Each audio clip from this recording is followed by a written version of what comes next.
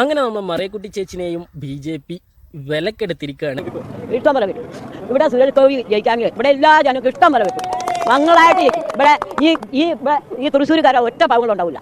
കേരളത്തിൽ BJP മറിയക്കുട്ടി ചേച്ചി പറയുന്ന വാക്കുകളൊന്നും മറിയക്കുട്ടി ചേച്ചിൻ്റെതല്ല. ബേക്കെന്ന് വരുന്ന കമൻറ്റുകൾ അത് ഏറ്റു പറയാണ് മറിയക്കുട്ടി ചേച്ചി ചെയ്യുന്നത്. എന്തായാലും ആ പറയുന്ന വിഷയങ്ങളോട് നമുക്ക് അന്നം തിന്നണ മനുഷ്യന് യോജിക്കാൻ ചെറിയൊരു ബുദ്ധിമുട്ടുണ്ട്. കാരണം നിങ്ങൾ പാർട്ടി ഭരിക്കുന്ന ഒരു 3 സ്റ്റേറ്റത്തെ വിഷയം ഞാൻ പറയാം.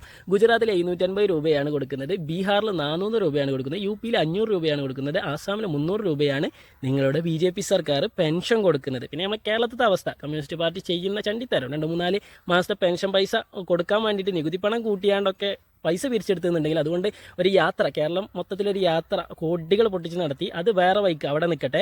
പിന്നെ രണ്ടാമത്തെ വിഷയം മറിയക്കുട്ടി ചേച്ചി പറഞ്ഞത് ഇവിടെ പട്ടിണി ഉണ്ടാവില്ല എന്നുള്ള വിഷയമാണ്. കഴിഞ്ഞ ഒരു മാസം മുമ്പ് ബീഹാറിൽ സംഭവിച്ചത് കോൺക്രീറ്റ് ചെയ്ത റോഡ് ഇളക്കി മാറ്റിയിട്ട് വീട്ടിലേക്ക് കൊണ്ടുപോയി. കാരണം അവർക്ക് അതിനെക്കാട്ടിലും വലിയ അടിസ്ഥാനപരമായിട്ടുള്ള പല വിഷയങ്ങളും ഗവൺമെൻറ് ചെയ്തു കൊടുക്കുന്നില്ല.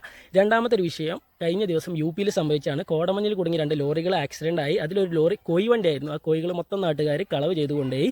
അപ്പോൾ അത്രയും ഒരു ദാരിദ്ര്യം പിടിച്ച സംസ്ഥാനങ്ങളാണ് നിങ്ങളെ BJP ഭരിക്കുന്നത്. പിന്നെ അവിടുത്തെ പാർപ്പിടങ്ങൾ, എല്ലാവർക്കും വീടുണ്ടാവും, ദാരിദ്ര്യത്തിൽ നിന്ന് എല്ലാവരും രക്ഷപ്പെടും. അവിടുത്തെ വീടുകളുടെ അവസ്ഥയാണ് നിങ്ങൾ ഇപ്പോൾ ഈ വീഡിയോയിലും ഫോട്ടോയിലൊക്കെ കാണുന്നത്. ഞാൻ പോയിട്ടുള്ള ആളാണ്, കണ്ടിട്ടുള്ള ആളാണ്. അപ്പോൾ നിങ്ങൾ കൂടുതലായിട്ടൊന്നും മറിയക്കുട്ടി ചേച്ചിക്ക് പൈസ കൊടുത്തിട്ടുണ്ടാവും, മറിയക്കുട്ടി ചേച്ചിനെ കേസ് നടത്തിയിട്ടുണ്ടാവും, ഒക്കെ നിങ്ങൾ ചെയ്തിട്ടുണ്ടാവും. പക്ഷേ കൂടുതലായിട്ട് മറിയക്കുട്ടി ചേച്ചിനെ കൊണ്ട് പറയിപ്പിച്ചണ്ട.